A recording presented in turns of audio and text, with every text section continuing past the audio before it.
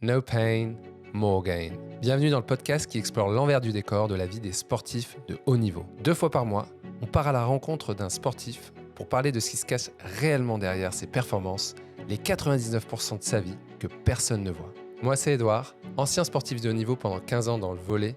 J'ai arrêté ma carrière à 32 ans, après 52 sélections en équipe de France, mais aussi un burn-out, des blessures et des galères financières. Je suis bien placé pour savoir que derrière chaque sportif se cache un homme ou une femme comme vous, avec des hauts et des bas, face à ces challenges du quotidien, de la blessure physique à la pression psychologique. Dans chaque épisode, vous ressortirez avec les secrets des plus grands sportifs pour trouver votre propre équilibre, parce que je suis convaincu que nous sommes tous à notre échelle des sportifs de haut niveau. Salut Mehdi. Salut. Comment ça va ? Ça va, on est là. Écoute, c'est un vrai plaisir de t'avoir sur No Pain, More Gain. Merci. Donc, pour te présenter, pour toutes les personnes qui nous écoutent aujourd'hui et qui ne te connaissent pas, donc tu es ancien rugbyman de haut niveau. Exact. Donc, tu étais pilier. Ouais. Et suite à un grave accident donc, de la route, il y a 3 ans maintenant, tu es aujourd'hui donc, kayakiste paralympique, donc ça fait 3 ans. Tu as été champion de France en 2023 et cette année en 2024. Et tu as enchaîné sur cette merveilleuse médaille, vice-champion du monde donc en Croatie. En Croatie. De sprint. Non, c'est ça ce que je veux dire. Un marathon, parce qu'il y a 2 disciplines, le sprint et le marathon. Ok. Ouais. Donc c'était 12 km. 12 km, ok, ça en marche. 1h02.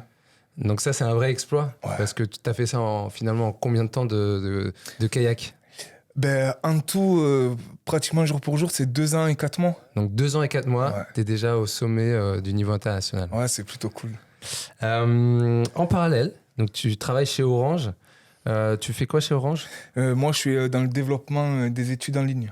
Ok. En fait, c'est tout ce qui est production, quand la promotion immobilière acquiert un terrain, Ok. on va développer justement tout cet acheminement jusqu'au client. Ok, ça fait. marche. Donc, Et tu fais en plus de ça donc, des conférences, t'es conférencier. exactement. Donc tu interviens dans des entreprises, dans des événements pour partager ton parcours. C'est ça.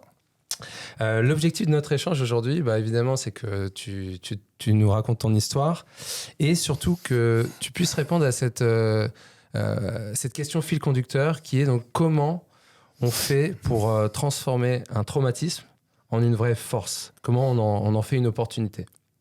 C'est OK pour toi ? C'est OK pour moi. Alors, du coup, première question que je veux te poser, tout simplement, c'est est-ce que tu peux te présenter ? Moi, c'est Mehdi Degmache. J'ai 36 ans. Ce qui se passe, c'est que je suis natif de Montpellier depuis 3 générations maintenant. 3 générations, donc il y a toute ta famille qui est par là. C'est ça. Et mon père a grandi dans le quartier des Beaux-Arts où je suis actuellement, en plus, où je vis. Ok, t'habites aux Beaux-Arts. là où t'as grandi. C'est ça, Okay. Exactement.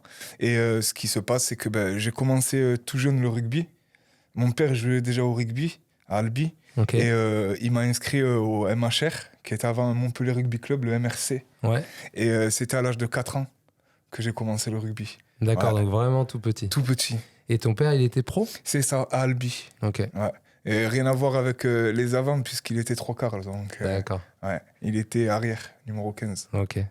J'ai mon cousin aussi qui joue à l'USAP actuellement, Ok. qui est le demi de mêlée. Donc une famille quand même du rugby. Ouais, beaucoup. Et surtout avec les valeurs du rugby. Ah. Tu vois ? Comme on dit, le rugby est la plus belle école de vie. Je pense que c'est vrai, et c'est ça aussi qui m'a porté jusqu'à là. Donc, D'accord. c'est plutôt fondamental pour nous.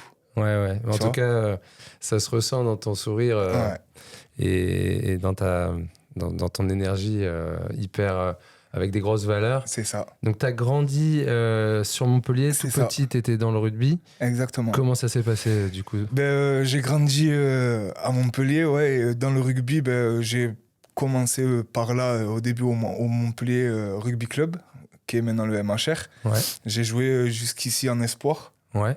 Ce qui s'est passé, c'est que j'ai eu l'opportunité, j'étais au Pôle France, et j'ai eu l'opportunité après de partir. Je suis parti sur Béziers. Ok. Alors au début, il y en a qui étaient pas trop d'accord parce que voilà, Parce qu'il y a une rivalité ? c'était un gros derby, Montpellier-Béziers, c'était l'écurie Béziers, mais aussi avec une grosse histoire. L'ancien Béziers, c'était quelque chose. Ok. Donc je suis arrivé à Béziers, j'ai joué en espoir et j'ai fait mes premiers matchs pro là-bas. Ouais. Mon premier match, c'était au Stade Mayol. D'accord. contre Toulon. En plus, ok. Ouais. Et à l'époque encore, il y avait encore Nyanga, Yannick Nyanga, il y avait Schwarzewski. Donc Ok. ouais, c'était une grosse équipe. Donc, tu as joué vraiment des stars du rugby. Ouais, c'est ça. Et tu as joué aux côtés de Geoffrey Doumerou aussi. Exactement, on a fait champion de France, double champion de France ensemble. On était au pôle pareil. Et ouais, c'est vrai que... Ça, c'était en Réchelle, non? C'est ça, exactement. Réchelle, Crabos aussi. Ok. Ouais. Donc, c'est quel âge la Réchelle Les années 88. Ok. Ouais. Et vu que nous, on était assez surclassés et tout, donc je jouais essentiellement avec le 86. J'ai joué pratiquement toute mon académie rugbystique, je l'ai fait en 86 avec Picamol, oui. Fufu. Et Fulgence, ouais, Ouedraogo, donc pour ceux qui connaissent pas. Ouais, exactement. Je pense à François Trenduc, exactement. Ouais, voilà. Donc ouais, c'est vrai que déjà il y avait un gros groupe et avec Geoffrey Doumerou ainsi que je jouais avec le petit frère de Julien Thomas aussi. D'accord. Adrien Thomas, Ok. qui était vraiment une grosse référence, un gros 2000 millet et on avait un groupe en fait qu'on se connaissait puisqu'on jouait déjà depuis tout jeune ensemble. Ok. Depuis 5-6 ans, on était ensemble. Donc c'est pour ça que avec le temps, on se connaissait par cœur. Ouais. On savait que quand l'un tombait, j'avais qu'à lever le ballon et je savais que le collègue était là. Donc c'est ce qui nous a permis justement de briller au plus haut niveau ensemble. Ok. Et au jour d'aujourd'hui, on se revoit encore. Les collègues du rugby, les copains, voilà, ça reste les copains du rugby. Donc, Et toi, tu es en relation avec Arthur Vincent ou pas? Il est plus jeune. Non, il est beaucoup plus jeune. Beaucoup plus jeune, parce qu'il est venu sur le podcast D'accord, ok. Au tout début, et pareil, une super histoire de résilience. De résilience, mais plus jeune, pas les mêmes générations. Ça, pas la même génération. Parce qu'on a le même âge, hein. Moi je suis 88 aussi. Ah ben voilà. Et donc, tu me parlais que tu étais au Pôle France. C'est ça. Donc ça, c'est le Pôle France jeune. Exactement, à Béziers. À Béziers, il y a le Pôle France jeune à Béziers. De rugby. De rugby, je savais pas. Exactement. Ouais. Okay. Du moins pour la région Occitanie, elle est ici. Okay. Alors, tu avais les plus grosses équipes, du moins c'était Perpignan, Narbonne, Béziers, Montpellier. Ouais. Et on était là-bas. Et après, tu avais les autres pôles, justement, où c'était quand même une grosse guerre, puisque c'était le pôle de hier, après tu avais le pôle du... Donc ouais, c'était pas mal, quoi. C'est de très très belles expériences, en tout cas.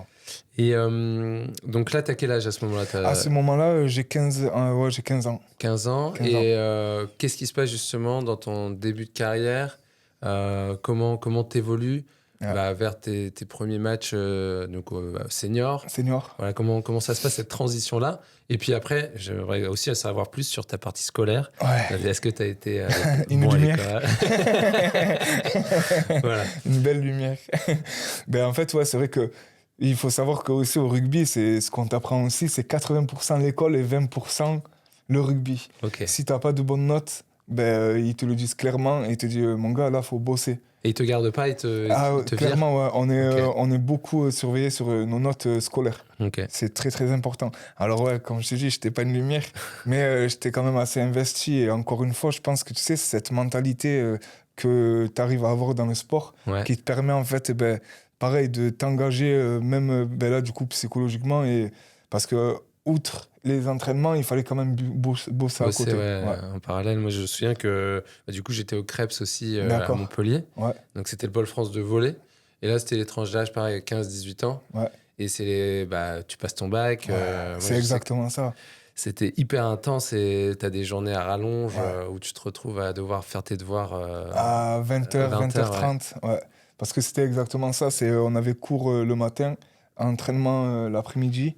Et des fois, on avait aussi nos cours l'après-midi, justement pour mon bac. Ouais. Moi, pour ma part, j'ai fait un bac pro génie climatique. D'accord. Et ce qui s'était passé, c'était que, pourquoi parce que ça m'intéressait un peu plus. Je voulais quand même être dans la partie professionnelle pour acquérir... je voyais ce que je voulais déjà, en fait. Donc, je me suis dit... pas me prendre la tête avec de longues études si tu sais ce que tu veux, où tu veux aller. Et donc à ce moment-là, tu voulais aller où?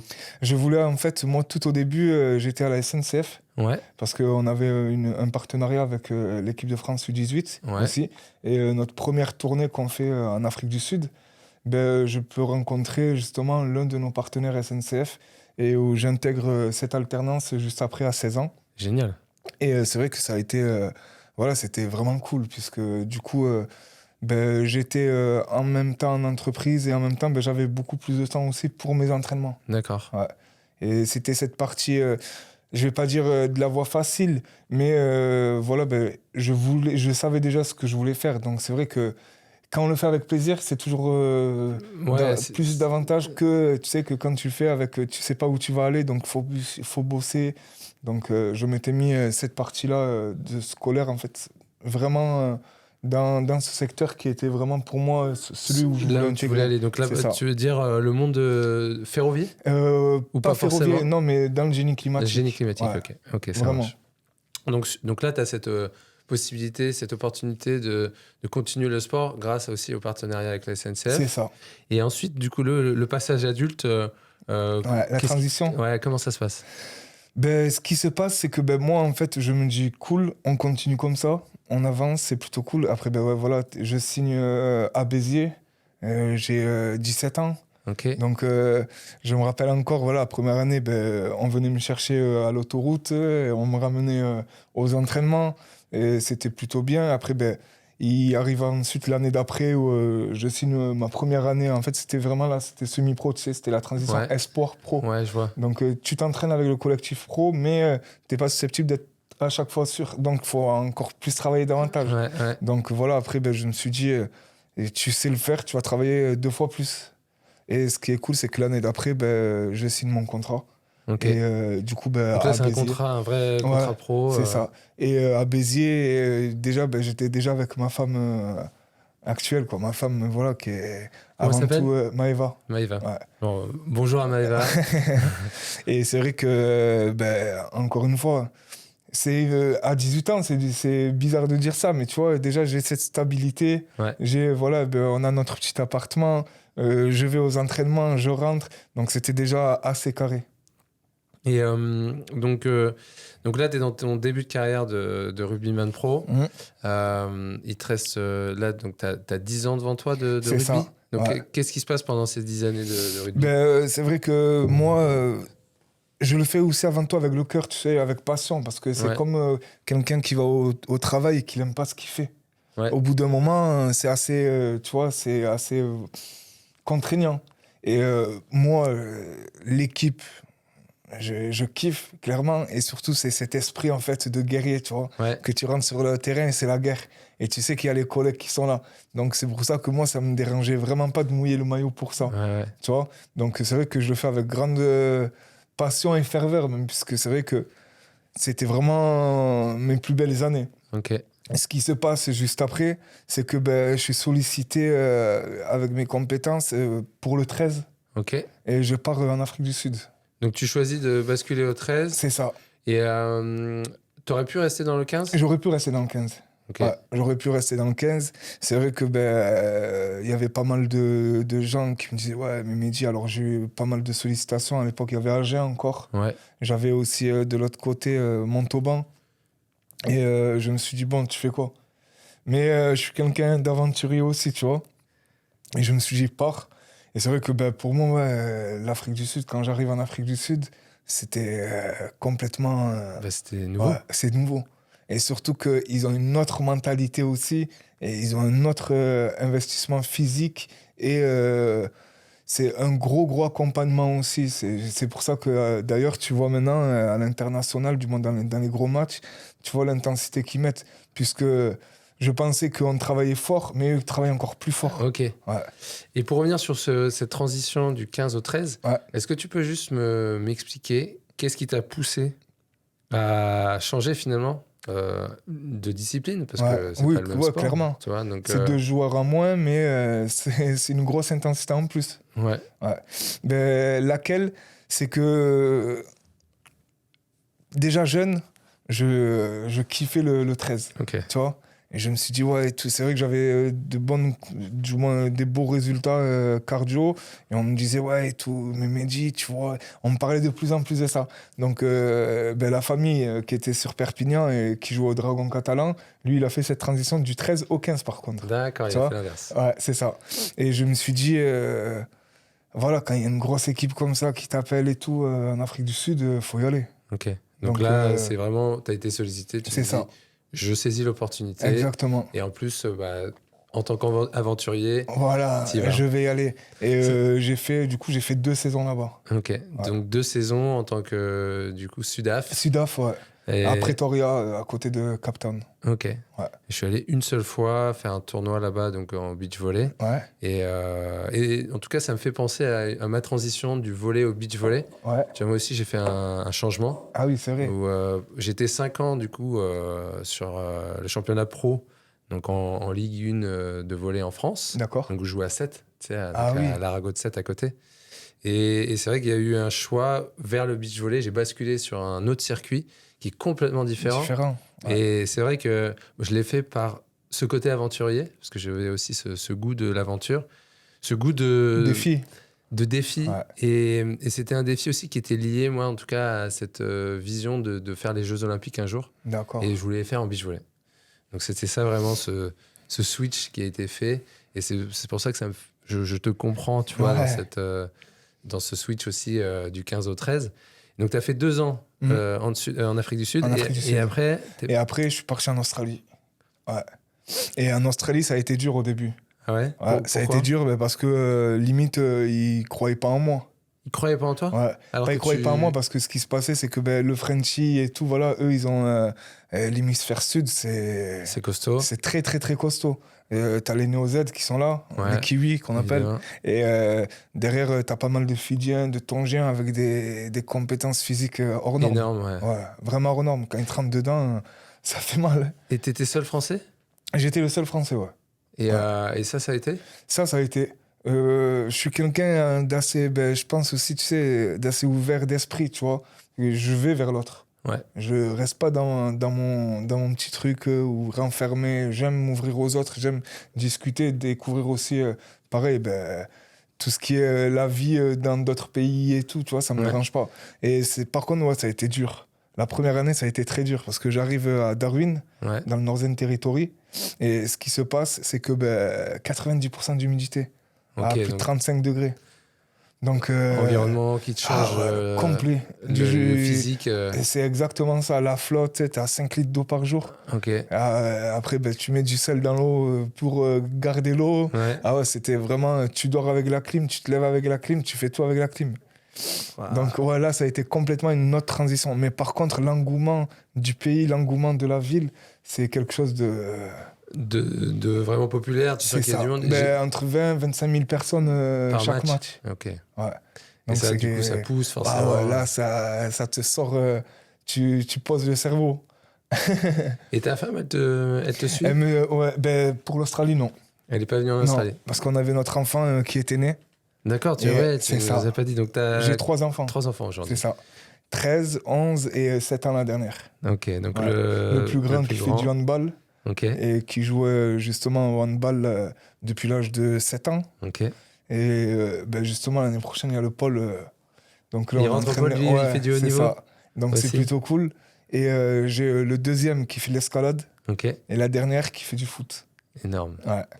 Et donc, tes enfants, ils t'ont suivi aussi. Ouais, mais c'est ça en fait. Tu vois, c'est vrai que derrière, quand tu as ce petit cocon et ces bases solides, tu peux que te surpasser. Tu nous en parleras des bases solides. D'accord. Qui sont évidemment importantes. C'est ça. Pour tenir mentalement. Ouais. Donc là, tu es en Australie. En Australie, à Darwin. À Darwin, tu es sans ta femme. C'est ça. Du coup, sans ton premier enfant. Exactement. Et sans le deuxième qui venait de naître. Ok, et ça, comment tu le vis? Parce que tu es loin de ta famille. Moi, j'ai vécu ça une fois. Ouais, c'est dur. C'était horrible. Ouais, c'est très, très dur. Heureusement que j'ai un ami que je rencontre là-bas, qui vient à la maison et qui est vraiment très droit aussi, qui est vraiment très solide aussi, dans le sens où il n'y a pas de dérive, il n'y a pas de fête, il n'y a pas de tout ça. Il me fallait une personne comme ça aussi. C'est très, très important. Vraiment. Parce que l'Australie, c'est l'Australie. Tu veux dire que t'as l'impression qu'il y a des distractions possibles? Ah oui, clairement. Surtout où j'habitais. J'étais sur George Street Avenue. George Street Avenue, pour te dire, c'est une grande avenue où il y a tous les bars, il y a tout. Il y a vraiment... l'Australien, en plus, il est assez réputé pour ça. Il travaille très tôt le matin, mais il finit très tôt l'après-midi. et beaucoup de communautés irlandaises, écossaises. Donc ils savent faire la fête. Exactement. Ils savent faire la fête. L'afterwork, il est exactement. Ah ouais. Même si l'alcool est plus bas, et c'est que 5 degrés. Mais ils peuvent très vite faire le tour. Donc j'arrive à... Voilà.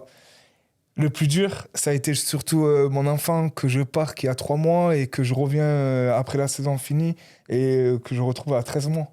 Donc il marche. Un an. Ouais. Quasiment. Pratiquement. Ouais. Pratiquement. Wow. Et du coup, t'es resté en relation avec lui, mais tous les jours, visio, en FaceTime. FaceTime. Ouais. Tous les jours. Tous les jours, on avait notre petit rituel et en plus, t'avais le décalage horaire. Ouais. Donc voilà. Moi, c'était très tôt avant de partir à l'entraînement. Et le soir, pareil, c'était tard. Donc j'essayais vers 19h, il était très tôt le matin ici. Donc voilà, j'essayais d'appeler en même temps. Et à chaque fois, c'était les anniversaires que j'ai ratés. C'était pas mal de choses comme ça. Finesse. Ouais. Et c'est tout encore une fois, c'est tout dedans. C'est ouf parce que moi, j'ai arrêté le beach. Justement parce que financier, déjà il y avait un côté financier, mais parce que j'avais le sentiment de rater quelque chose par rapport à ma famille. Du coup, moi j'étais sur Toulouse à l'époque. D'accord. Et c'est pas comme toi t'es en Australie, t'es à l'autre bout de la t'es terre. à 17 heures de vol. Moi on parle de Montpellier-Toulouse. Ma famille elle est à Montpellier, je peux les voir le week-end, tu vois, ça va. C'est ça. Là, toi, c'est 1 an. Et non, là, moi je trouve ça juste respect pour ça. Ouais. Et puis moi, ce qui m'a du coup pas poussé à aller plus loin, c'était le fait de me dire qu'il y avait d'autres athlètes, tu vois, de même âge que moi, par an, qui, pareil, pendant 6 à 8 mois, on part en tournée, voient pas leur famille. Ouais, c'est ça. Et pour certains, malheureusement, les familles se déchirent, séparation. Ouais, clairement. Et, tu vois, et franchement, je voyais ça, j'étais, ça me fait trop peur. Quoi. Ouais, c'est vrai. Et toi, t'as pas eu peur? C'est une confiance mutuelle aussi, tu vois, avec madame. Voilà, c'est vrai que là, aujourd'hui, cette année, ça fait 17 ans. Donc, c'est plutôt cool, tu vois, quand tu as des grosses stabilités comme ça, tu sais que tu crains rien. Ouais. Clairement, tu crains rien. Mais c'est vrai que des fois, je me pose, même actuellement, je me pose avec cette réflexion. Je me dis, pense aussi beaucoup à madame, puisqu'elle est là, elle fait énormément de choses, voire le double de moi. Donc c'est vrai que après on essaie dès qu'on a un moment, voilà. Là, je te rends pas quoi, depuis l'année dernière, j'ai pris qu'une semaine, par exemple, de congé, du moins de vacances, où j'ai pu profiter des enfants, quoi, de nous, quoi, vraiment coupé du monde. Donc voilà, mais c'est vrai que quand je regarde, plusieurs fois je me dis ça. Et c'est assez compliqué. Et c'est vrai que du coup, je fais ce choix-là après de rentrer d'Australie. Ouais. Et quand je rentre, justement, depuis un moment déjà, j'étais chez Orange aussi. D'accord. J'avais mon CDI, j'avais pas mal de choses. Ok, t'avais avancé déjà sur la partie pro. Partie pro, ouais. Donc en revenant de l'Australie. De l'Australie. T'avais réussi à ça, il faudrait que tu m'expliques comment t'as fait. C'est ça. Encore une fois, grâce à madame. Ah ouais. C'est vraiment grâce à madame, puisqu'on était en train de regarder, elle est dans la partie électrotechnique. D'accord. Donc dans une grande boîte aussi, chargée d'affaires. Elle était femme de terrain, c'était l'une des premières dans la région Occitanie. C'était la première. Et voilà, je décide en amont, moi, déjà de préparer, parce que c'est important, et de préparer l'avenir après derrière. Après maintenant, on a des collègues, des potes, voilà, comme qui ont créé Mathieu Guiduccelli, je sais pas si tu connais. Si, carrément, ma génération. Voilà, Mathieu, moi j'ai joué avec lui, avec Vincent, son petit frère, moins, mais avec Mathieu, Il est président de la Ligue. Exactement, de Proval. Proval, voilà. C'est ça. Et c'est le syndicat des joueurs. Exactement. Et le président actuel, c'était un très bon ami à moi avec qui on jouait ensemble. Donc, mais c'est vrai, quand il y a des personnes comme ça, c'est cool, puisqu'ils pensent à l'avenir du rugby, tu vois, du rugbyman. Chose qu'avant, on n'avait pas. Grâce à cette relation, grâce à la structure que met en place les syndicats des joueurs, etc., au rugby, tu as pensé à ton après-carrière? Moi, en fait, c'est ça. Moi, ce que je me suis dit, c'est cool, mais ça va pas durer longtemps, tu vois. Faut penser à quelque chose. Faut penser à quelque chose. Donc, je décide de rentrer après pour cet aspect déjà santé, parce que j'étais... Voilà, vraiment, je me levais le matin, j'arrivais même pas à marcher, je mettais entre une demi-heure et 50 minutes pour me lancer, en mode lancer la machine et tout. Ça commençait à devenir un peu compliqué. Et donc, tu ne re-signes pas dans un club? Non, je ne re-signe pas dans un club. Je décide de rentrer. Je joue avec les collègues à Palavas. Ok. Ouais.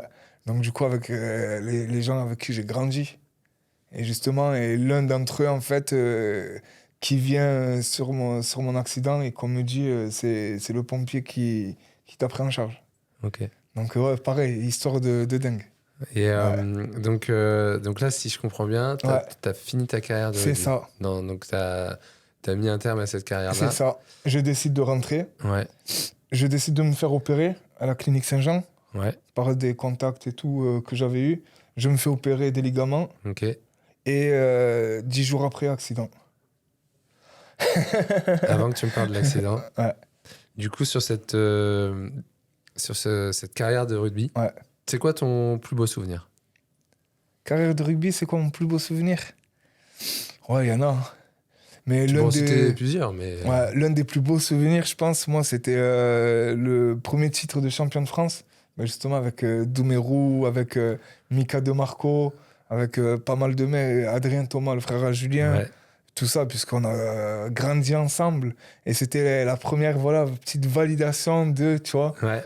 Et ouais, ça a été quelque chose. Ça, c'est quelque Parce chose. que invaincu toute l'année, Ok. tu vois. Donc, c'était. Je te dis ça, j'en ai des frissons, tu vois. Donc, ouais, ça, c'était vraiment cool, tu vois. C'était vraiment, vraiment cool. Ouais. Ton pire souvenir? Mon pire souvenir.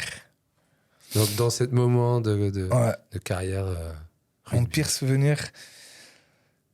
Ma blessure pour la finale de l'année d'après en championnat de France. Ouais. Ma blessure que je fais contre un certain Johan Huguet Ouais. à RNS Vallon. En fait, où encore était toléré le plaquage, on appelait ça la cathédrale. Donc ça, c'est quoi le plaquage En cathédrale? fait, c'est quand tu arrives et que, on le sait très bien que normalement tu te baisses pour pas que le plaqueur te prend bien. Ouais. Et moi, en fait, sur une sortie de touche, je prends le ballon, Adrien Thomas, il me passe le ballon, je pars. Et à même pas 5 mètres, en fait, Johan, qui était sorti de la touche, il vient, je le vois pas, il me prend sur le côté, il me renverse. Du coup, tu sais, c'est quand on te renverse. Ok. Exactement. Et je tombe sur mon épaule, clac, acromio. Sur une acromio que j'avais déjà fait Ok. l'année précédente. Ce qui te prive du coup de la finale. De la finale. Ok, donc ça... Ouais, toute la saison titulaire. Et là, tu te dis, la finale, tu vas le voir avec les collègues sur le banc. Ouais. Ça, Ok. ça a été l'un de mes pires souvenirs. Ok. Ouais. On va aborder du coup ton accident. Ouais. Donc c'était, donc si je prends bien mes notes, c'était le 19 C'est ça. novembre 2021. Exactement. Bah, est-ce que tu peux nous raconter cette Ouais, journée, cette je journée? je me souviens pas de grand-chose, mais ce que je me souviens, c'est que voilà, nous, justement, maintenant que j'étais rentré et tout, et que j'étais là auprès des miens et tout, et voilà, c'était toujours nos enfants et nos enfants. Tu vois, la priorité avec madame. Donc ce jour-là, je me rappelle, c'était un jour d'école. On décide, les enfants ne mangeaient pas à la cantine, puisqu'on avait cette chance de pouvoir être avec eux. Donc on part manger au Polygone. Je me rappelle, j'avais mangé des sushis. Et moi, j'étais un fanatique de moto. Et moi, même les gamins qui ont leur moto, donc voilà.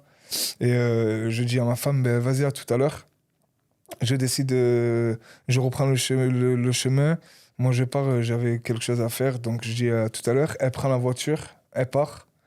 Je vois cette personne déjà passer assez fort et tout, donc j'arrive, je pars, et le seul souvenir que j'ai, c'est me réveiller dans le coma, quoi. Du moins après le coma, me réveiller quoi, à l'hôpital.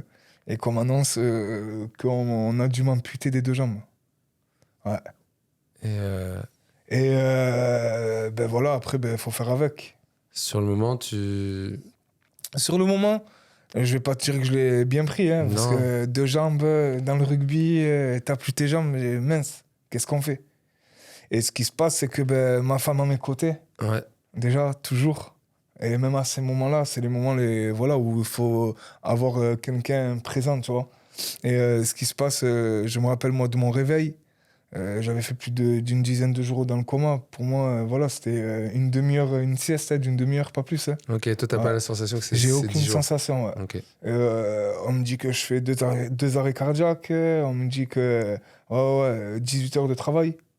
Et, Donc tu frôles la mort. ah oui, carrément, clairement. Et ce qui se passe, c'est qu'on me dit qu'ils m'ont vu physiquement, ils n'auraient jamais tenté ça si j'aurais été pas physique comme ça, quoi. Ok. Et ce qui se passe, c'est que je sais qu'on me met plus de 32 litres de sang. Ouais. Et que dans la réserve du CHU de la Péronie, il y avait 34 litres. Ouais. Donc, ça veut dire que s'il y avait quelqu'un juste après, même un enfant qui venait, qui avait besoin de sang, il n'avait pas de sang. Ouais. Donc, hardcore, tu vois ça. Ouais. Ouais. Et donc, du coup, ben, voilà, je me réveille et on me dit ça. Donc, je savais que j'avais eu un accident. Je savais pas les conséquences, quoi. Et ce qui se passe, c'est que je dis, ben, d'accord, la première question que je leur demande, est-ce que je peux remarcher? Est-ce que je vais remarcher? Et là, ils se regardent comme ça, ils me disent, dans votre cas, on n'en connaît pas qui remarche en France. J'ai dit, ah ouais, cool. J'ai dit, ah ouais, d'accord. Donc, j'étais endormi complet encore, hein. J'étais sous Ouais. kétamine, j'étais, voilà, le full option pour éviter tout débordement, quoi. Ouais. Parce qu'il y en a qui le prennent très très mal, il y en a que, voilà.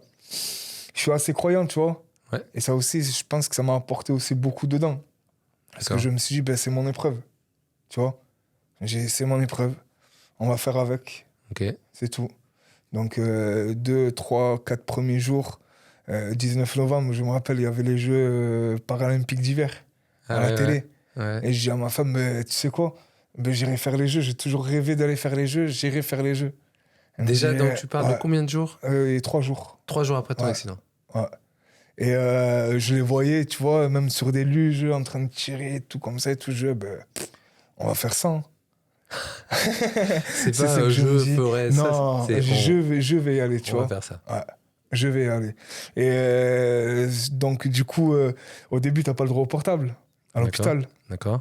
Après, les 2 premiers jours, après, les médecins disent à ma femme, donnez-lui le téléphone pour que, voilà, qu'il s'occupe, quoi. Parce que, tu sais, t'es au dard, t'es en bas. Donc, t'es encore entre la vie et la mort. T'es hyper surveillé parce que Ouais. ben, ils savent pas si tu peux encore y passer. Clairement. Et après, ben voilà, en plus de ça, derrière, ce qui se passe, c'est que ben, c'était pas fini, quoi. C'était pas que ça, tu vois. Mm. Dû à l'accident, j'ai eu une grosse infection, un D'accord. germe. C'est le full option de l'infection que tu peux avoir, tu vois. Une ostéite, ils appellent ça. C'est une Ok. infection de l'os. Et que justement, ils n'arrivaient pas à arrêter. Donc ça, c'est le danger, c'est que ça se diffuse. Exactement, Et que ça se généralise et Ok. que tu pars. Et très, très fréquemment, c'est ce qui arrive, en fait. D'accord. C'est que tu pars comme ça, tu vois. Ça arrive quand il y a justement ce côté amputé. Ouais, c'est- en fait, quand tu réveilles aussi une personne assez vite du coma. Tu D'accord. vois. Ok. Déjà, Dieu merci, je suis là et on m'a réveillé assez rapidement aussi. Mais ben, on me dit 2 arrêts cardiaques. Le dernier a plus de 8 minutes de réanimation. Mm. Il demande à ma femme est-ce qu'on le lève ou on le laisse partir. Tu vois. Ouais. Donc, ouais, rien que là, c'est un peu tendu, tu vois. Et ma femme a dit non, non, non, réveillez-le, réveillez-le. Et ils avaient peur que je me retrouve, ben voilà, neurologiquement touché aussi. Ok. Puisque 8 minutes sans oxygène dans le cerveau, D'accord. ça commence à faire. Et moi, je me réveille comme si ça faisait une demi-heure. Et là, ils sont tous choqués en mode ah, mais vous vous rappelez et tout. Ouais, je sais que j'ai eu ça. Ok. Il me dit donc, ouais, rien que là, tu vois. Et s'ensuit cette période, en fait, voilà, où je pars de l'hôpital. Je rentre le 19 novembre, mon accident. Je pars de l'hôpital le 26 décembre. 26 décembre, donc à peu près un mois. Un mois. Et pendant les 1 mois, j'ai eu en tout 11 opérations en plus. 11 anesthésies générales derrière. Ok. Pourquoi? Parce que ben, justement, cette infection, qu'ils n'arrivaient pas à arrêter. Donc, je descendais au bloc le mardi, le jeudi, le samedi, et ils me recoupaient. J'avais les jambes plus longues au début. D'accord. Et pour arrêter l'infection, ils devaient Il devait à chaque fois couper couper pour voilà, mais ils coupaient une infime partie, tu vois. D'accord. Donc voilà, ben, t'es comme ça, tu vas au bloc, donc tu restes à Agen. Il y a des urgences qui sont là, donc toi t'es à Agen depuis minuit, donc t'attends, on te dit 10h, tu passes à 16h, et tu vas au bloc, tu rentres. Donc voilà, après on refait encore des analyses, on dit purée non, on n'arrive pas et tout. Et vient le jour où je me rappelle, où ils me disent monsieur, clairement vous êtes en train de partir. Ils n'arrivent pas à arrêter l'infection. Et, donc là, t'es quelques jours après. ouais, là, je suis début décembre. Donc, et ils te disent ça encore. Ouais. Il me dit ça, on n'arrive pas à arrêter l'infection, ça commence à se généraliser, c'est dur. Tu vois? Donc là, à part la croyance, il n'y a rien d'autre. Hein. Ouais. Après, moi, perso, voilà, tu peux croire à ce que tu veux, aux montagnes, à ça, à Dieu. Voilà, moi, je suis dedans, tu vois. C'est ça qui m'a permis aussi de bien me tenir, tu vois. D'accord. Et c'est pour ça que le bon Dieu, je le remercie aussi quand il y a des bons moments comme ça. C'est pas tu vas le remercier que dans les mauvais moments Ouais. où là, tu vas prier, s'il vous plaît, s'il vous plaît. Ouais. Et que quand tout va bien, tu oublies tout, tu vois. Ouais. Parce qu'il y a quand même une reconnaissance, tu vois. Bien sûr. C'est important, je pense. Bien sûr. Et on vient me voir et on me dit écoutez, on n'arrive pas. Là, c'est le seul moyen pour vous garder en vie, c'est vous désarticuler complètement. Enlever le fémur complet. Donc, du coup, homme-tronc. Ok. Tu vois, moi, encore sous les effets des médicaments, je dis faites, parce que tu n'as qu'une envie, c'est rester en vie. Ouais. Tu vois. Et ma femme, encore une fois, qui est là et qui dit non. Il vous dit ça parce qu'il est voilà, sous effet de ses médicaments et tout ça. Non. Enlevez une grosse partie et on voit le résultat. Et il vient nous voir et dit bon, c'est la dernière fois qu'on essaie.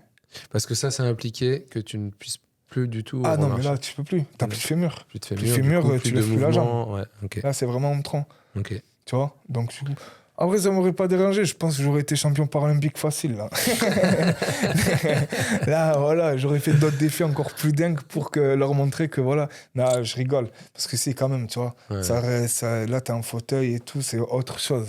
Ok. Tu vois.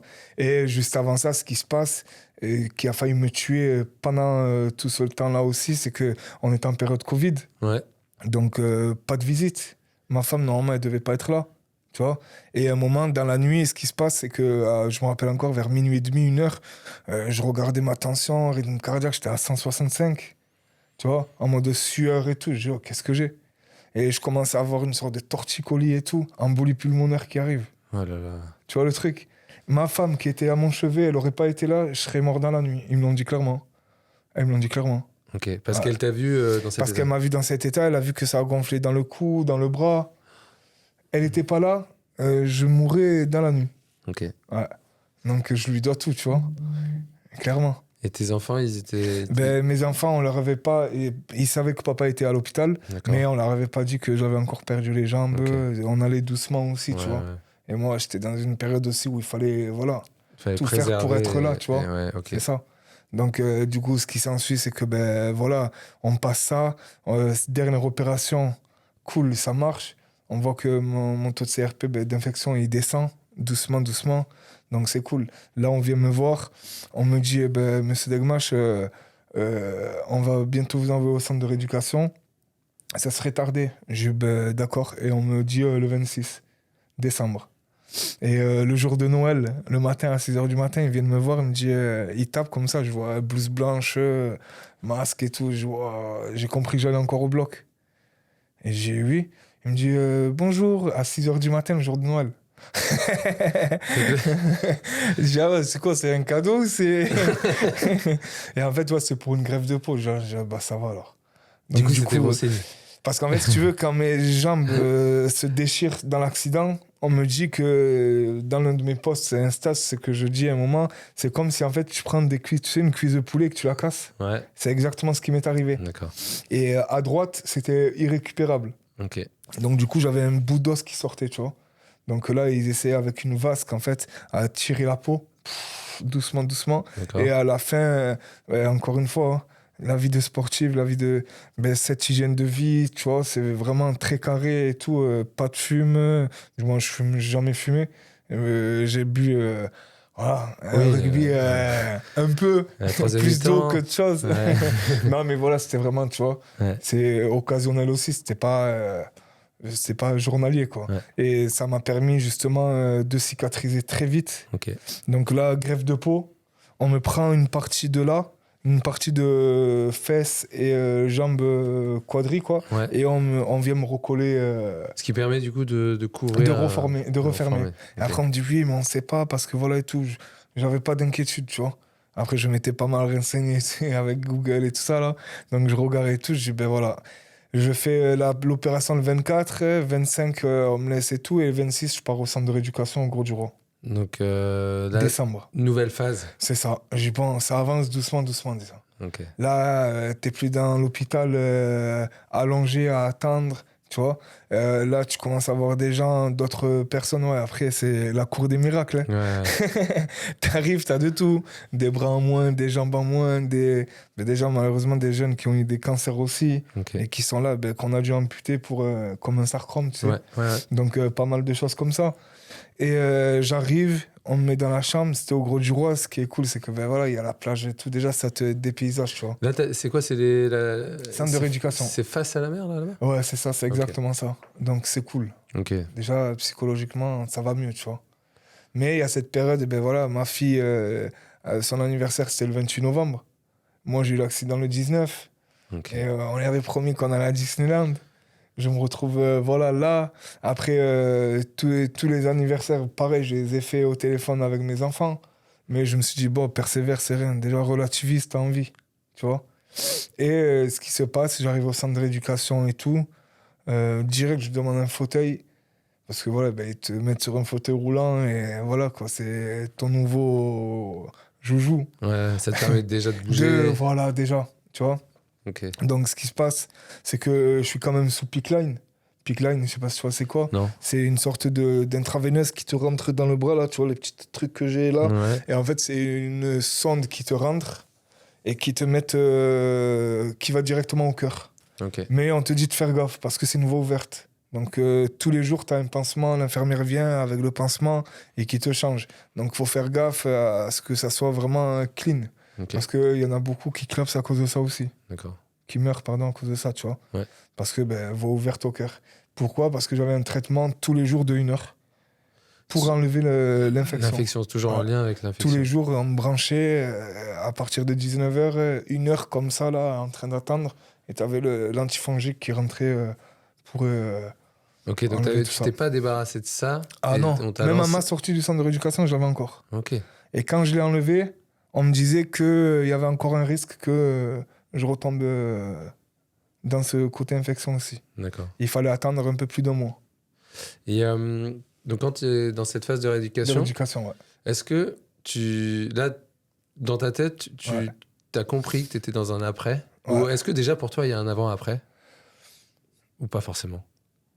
C'est bizarre, hein, mais pour moi, c'est simple. Tu vois, la vie, elle est simple. Il y a le passé, il y a le présent, il y a le futur. Tu vois, le passé, ça y est, on enlève. Tu vois ce que je veux dire?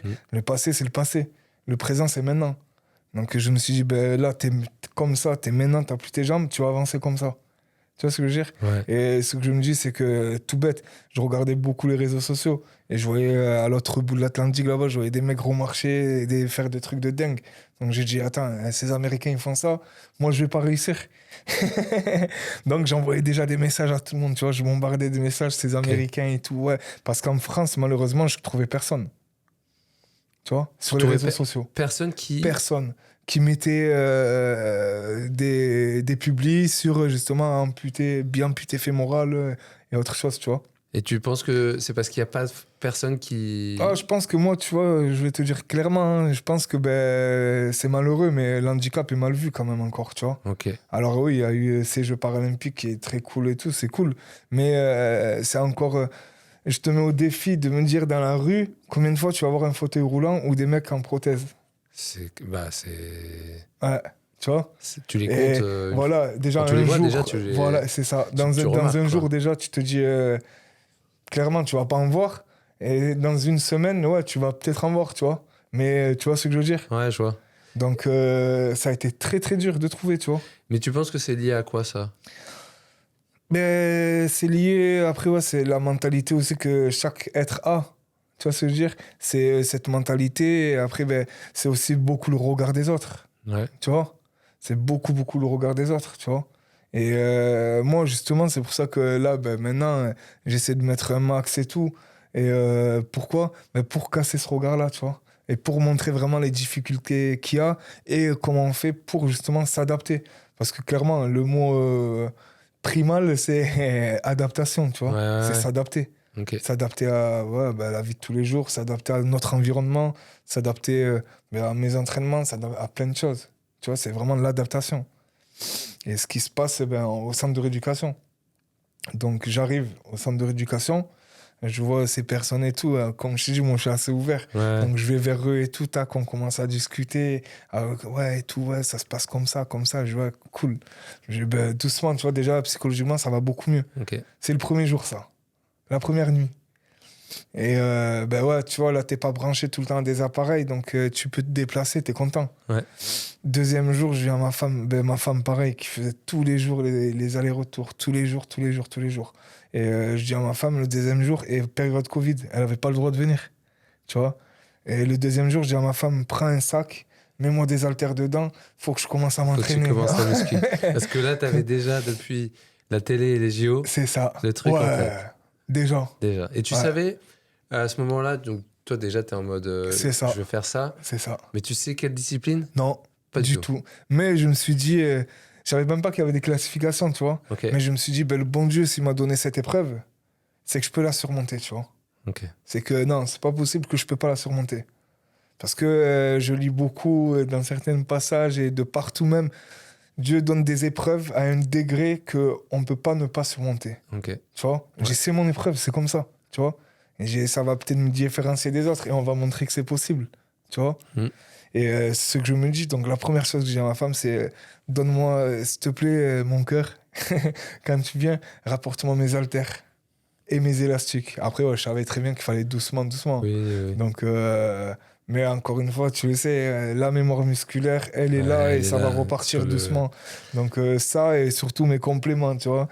Ma protéine, parce que malheureusement, on mange pas très bien à l'hôpital. À l'hôpital, à Réduc, ouais. Ah ouais, c'est hardcore. C'est pas du tout adapté? Ah non, pas du tout. Ben, je faisais l'hypertension parce que tout était hyper salé. Donc des fois, ça m'est arrivé. Incroyable. Ouais. T'es dans un hôpital pour te rééduquer. Exactement. Pour ta santé. Exactement. Et tu manges trop salé. C'est ça. Ou, ça, tu le sais, c'est un petit déjeuner français, tu vois. Ouais, avec le pain, le beurre, sucre, très sucré. les confitures. Mais toi qui es dans le sport, et tu le sais très bien, voilà, nous, quand tu manges pas comme ça. Non, ouais. Tu vois. Alors oui, tu peux te faire plaisir si tu veux, occasionnellement. Mais pas au quotidien. Ouais. Et j'avais pas le choix que de manger ça, tu vois. Donc j'ai dit à ma femme, ramène-moi mes flocons d'avoine, ramène-moi ma protéine. Et du coup, ça me faisait déjà un porridge le matin, tu vois. Ok. Ouais. D'accord. Parce que la cicatrisation passe par cette période-là où justement le maximum de protéines vont favoriser la cicatrisation. Ok. Tu vois. Et vu qu'on est sur le sujet de la nutrition, je pense que c'est bien d'en parler. Et tu vas commencer tout doucement à me partager un peu toi, ton fonctionnement autour de l'hygiène de vie, la performance. Là, sur ce sujet de l'alimentation, donc t'expliques que dans la cicatrisation, exactement. Évidemment, ce que tu vas manger, là tu parles des protéines, c'est ça. Va pouvoir avoir un impact positif et accélérer. Clairement. Il y a d'autres choses, toi, que tu aimes bien manger, qui pour toi étaient dans cet objectif de cicatrisation? T'as d'autres choses Ouais, c'est vrai que... Encore une fois, le sport ça permet d'avoir un certain mental. Et déjà, même avant ça, j'étais toujours dans cette routine alimentaire. Ouais. Où je mange les mêmes choses. Surtout en Australie, je crois qu'ils sont quand même... ils sont très, très, très carrés. Très carrés. Donc, où je mangeais... T'aimes bien les légumes, tout ça? Ouais, voilà. Après, beaucoup de fibres, tu vois. Beaucoup de fibres, donc, et gorgées d'eau aussi. Donc, tout ce qui est courgettes, brocolis, haricots, un peu moins, mais... C'est vrai que essentiellement, et encore même au jour d'aujourd'hui, mon alimentation tourne dans la même alimentation, quoi. Que le sport, tu veux dire. Que le sport, ouais. Et est-ce qu'il y a d'autres choses, même des suppléments ou des actifs, des super aliments que tu aimes bien prendre? En plus? Ouais, en plus. Pas forcément. Le magnésium, moi. Beaucoup de magnésium? Et bicyglinate, pas le marin. D'accord, ok. Ça m'a permis, justement, tu sais, tu as cette période de petit stress qui permet de couper ça aussi. D'accord. Et le bicyglinate, 300 grammes le matin, 300 grammes le soir, ça permet justement aussi au niveau du sommeil. Ouais, tu vois, de mieux dormir. De mieux dormir. Et donc de mieux récupérer. Voilà, exactement. Donc quand j'arrive en Australie aussi, je vois ça. Et c'est vrai qu'il me dit, mélatonine. Il me dit, what the fuck, mélatonine. Il me dit, take a big bicycle. Donc voilà, je les écoute et tout. Et c'est vrai que déjà, c'était quelque chose d'assez carré, tu vois. Et tu dors bien aujourd'hui? Ouais.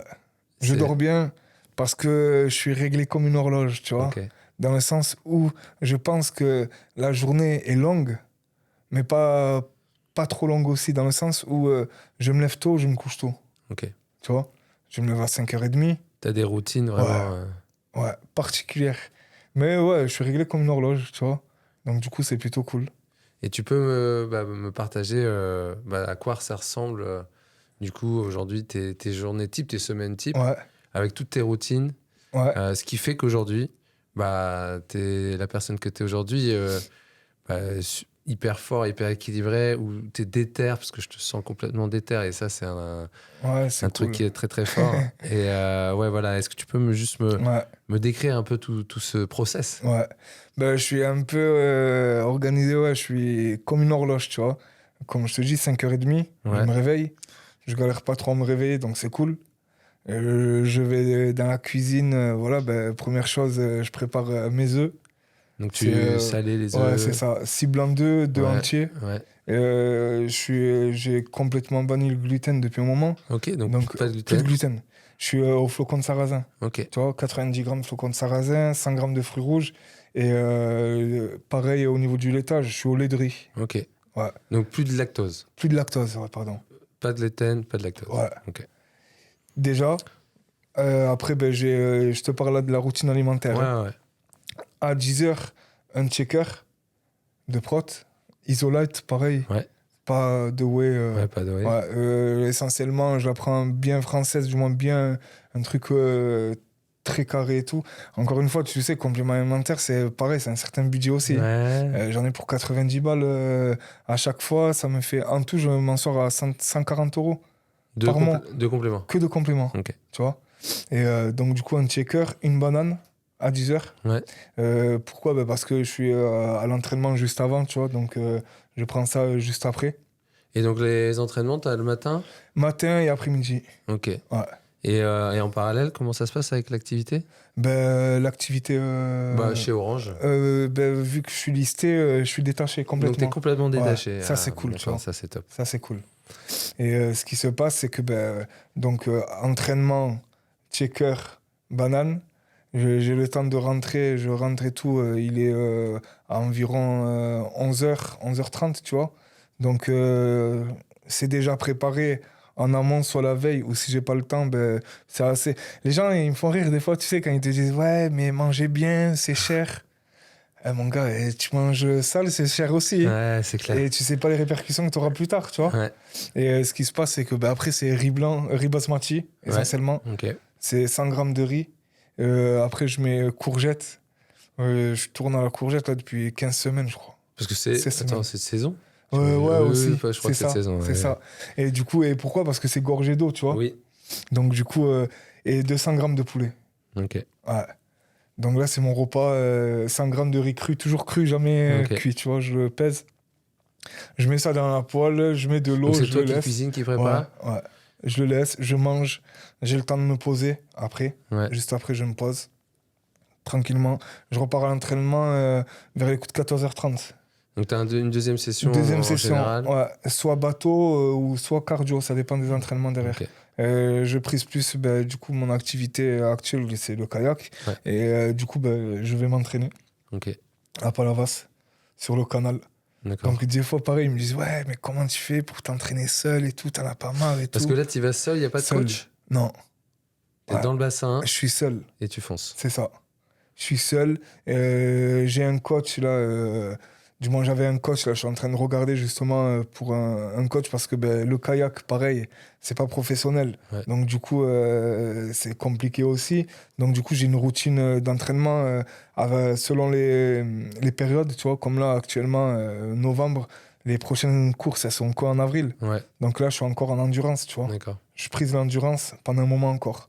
Donc, du coup, Donc t'as une 14h30. grosse phase de prépa Ouais. hivernale. Ah oui, Et ton prépa physique, donc déjà. Romaric, ouais. Donc c'est Romain. C'est ça, Romaric.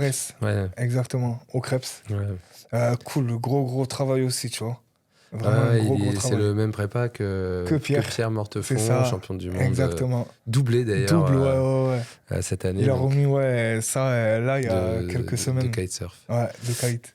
Et donc ça, c'est vraiment, tu m'as décrit vraiment la partie alimentation. Alimentation. Et Après, j'ai une collation aussi, Ok. à 16h. Ouais, Soit je prends 50 grammes de riz cru, que je pèse, ça te fait 150, un truc comme ça, 100 grammes de fruits rouges et un shaker dedans. D'accord. Ouais, je me mélange tout, moi. Ou sinon, je fais le double en flocons de sarrasin, Ok. du coup 100 grammes, fruits rouges et mon isolate dedans. D'accord. Ça, c'est après l'entraînement, justement. Et vient après, derrière, le dernier repas à 20h, 20h30, Ok. où c'est encore soit du riz ou 250 grammes de pommes de terre. Avec. J'aime pas trop le poisson. Donc, Ok. je suis passé sur de la viande maigre. D'accord. Et que je prends chez mon boucher, que je dis, ouais, pas de gras, bien rouge et tout. Donc, pareil, encore, c'est un certain coût aussi. Ok. Et du coup, ouais, c'est 200 grammes viande rouge, 250 pommes de terre ou 100 grammes de riz cru. Et du coup, ce que j'entends, c'est que vraiment, déjà, l'alimentation, ça prend une place Ouais, centrale. centrale. Pour toi, ça prend quelle place, vraiment, par rapport à tous les leviers de performance? Parce que il y en a plusieurs. Ouais. Celui-là, il est... À quel point il est important? Je pense qu'il est très important. Ben, l'alimentation, ça influe tout. Ouais. Ça va toucher ton sommeil, ça va toucher plein de choses. C'est le primordial. Ok. C'est vraiment le premier. Le premier... Le premier avec ton état aussi psychologique derrière, tu vois. Bien sûr. Ouais. Qui Et fait beaucoup de choses. l'état psychologique, toi, tu le travailles Ouais. comment aujourd'hui? Ben, j'ai un prépa mental aussi. Ok. Mais quand j'entends état psychologique, c'est justement, j'aime m'entourer de personnes qui sont importantes. C'est-à-dire ma petite famille, tu vois. Ouais. Mes enfants, ma femme. Ça, voilà, j'ai tout fait en sorte. Et je remercie même la ville de Montpellier qui a fait un travail énorme parce que quand j'ai eu ça, ben, on m'a donné, voilà, ben, on m'a dit, t'inquiète pas, Medium nous a relogés et tout, à côté du Krebs, pas loin D'accord. de mes entraînements aussi derrière, tu vois, avec le groupe FDI, Ok. Mathieu Massot, Ouais. qui est justement, ben là, ils sont partenaires, on est partenaires ensemble, donc Très bien. c'est cool aussi. Et ça, c'est primordial, c'est vraiment l'alimentation, mais aussi, je dirais, c'est égal, tu vois, les deux. La Cette partie partie mentale. mentale. Donc, Ouais. tu as un prépa mental. Ouais, C'est quelque chose que tu utilisais dans le rugby? du tout. On avait un psychologue du sport, tu Ouais. vois, que je trouvais aussi très très bien, mais on peut pas voir les choses pareilles, tu vois, parce que le collectif et l'individuel, c'est autre chose. Ouais, c'est Tu vois vrai. ce que je veux dire? Ouais. Tu sais qu'il t'arrive un problème, tu tombes, il y a le collègue à côté, tu vois. Ou tu arrives quand même un peu moins au 13, mais tu arrives un peu à te cacher, ou Ok. pas à te cacher, mais voilà, à te reposer, que là, sur l'eau, c'est pas pareil. Ouais. Tu vois, là, il y a que toi. Donc, si tu commences un peu à baliser psychologiquement, tu vois, chose qui m'est arrivé au début, tu vois. Tout bête, nous, c'est un start. C'est un gros start, c'est une boîte jaune qui sort de l'eau. Ouais. Et tu as un ordre de starter, comme en athlétisme. Ready, set, go. Yeah. Et tout ça, ben, quand tu es devant cette fameuse boîte, pourtant, ça prend que 3 secondes dès le départ. Et quand tu sais que tu n'as que 3 courses à l'année et que tu t'es préparé comme un dingue, mais que tout se joue dans cette boîte, Ouais. faut pas te rater, tu vois. Et je peux te dire qu'en 3 secondes, il y a ta vie qui défile. Même limite, ce matin, j'ai oublié d'enlever. Ouais, ça m'est arrivé, hein, tu vois, de penser à un truc hors compétition. Mais ouais, tu te dis, waouh, tu vois. Donc, ouais, ça, c'est Ça tendu. t'envoie un Ouais, shot d'adrénaline. ouais, Ok. tu vois. Donc, ouais, il y a un gros travail aussi de prépa mentale derrière qui est fait. Ok. Donc, t'as le prépa mental. Ouais. T'as un coach qui est plutôt, je dirais, sur l'aspect technique C'est aussi. ça, technique aussi, ouais.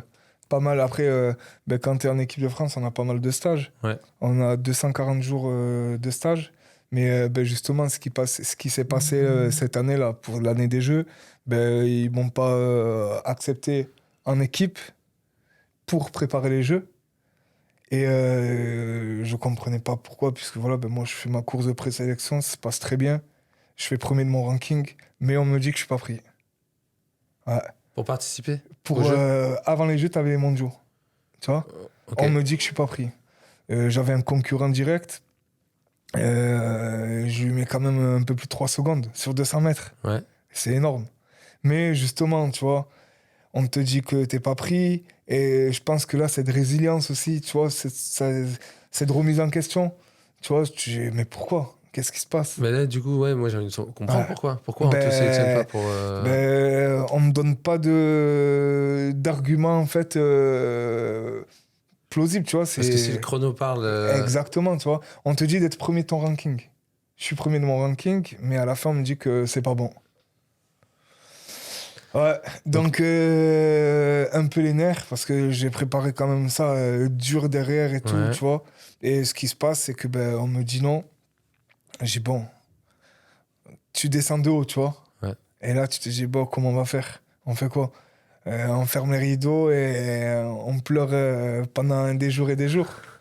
Et du coup, je savais qu'il y avait les mondiaux marathon qui étaient juste après les Jeux. Ouais.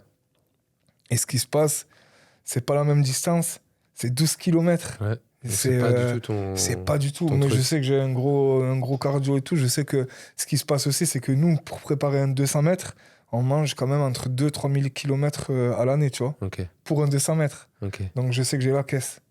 Donc je me remets en question. Je dis, bon, Mehdi, tu sais que toi, t'as fait le job.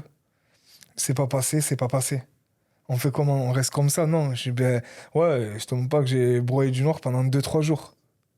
Tu vois? Mais encore une fois, heureusement qu'il y avait madame qui était là et les enfants.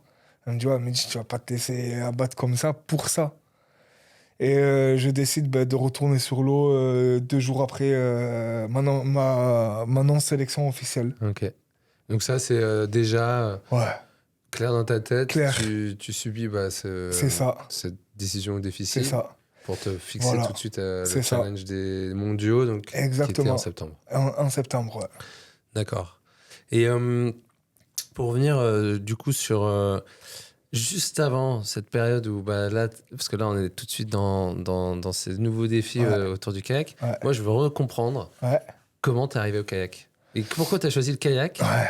Parce que je pense Il y en a beaucoup c'est que qui t'es me quoi disent. déjà les options que t'avais? Ouais, Parce que t'avais, je pense, des options hivernales, des C'est ça. options sur l'eau, c'est ça. enfin l'été, enfin voilà. En fait, si tu veux, pourquoi le kayak?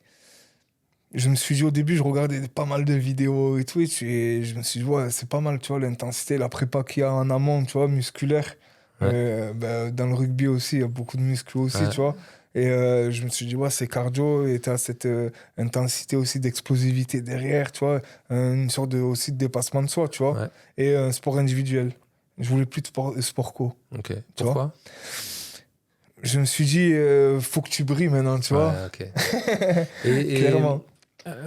Ce côté collectif Ouais, dans le kayak, enfin en tout On cas le dans retrouve. l'individuel, ouais, comment tu le on le retrouves? retrouve.